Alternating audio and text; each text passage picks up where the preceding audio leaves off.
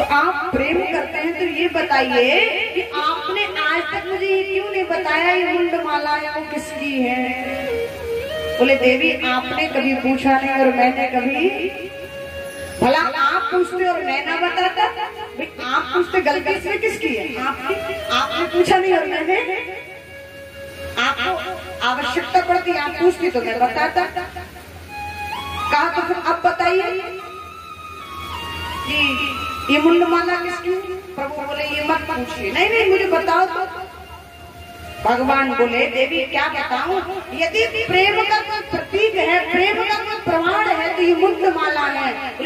बोले मतलब ये जब जब आप इस धराधाम पर आती हो लीला करने के लिए और अपना जब जब शरीर छोड़ते हो तो मैं तुमसे इतना प्रेम करता हूँ कि आपकी मुंडमाला, मुंड को काट के इस माला में परो लेता हूँ और ये आपकी ही मुंडमाला है।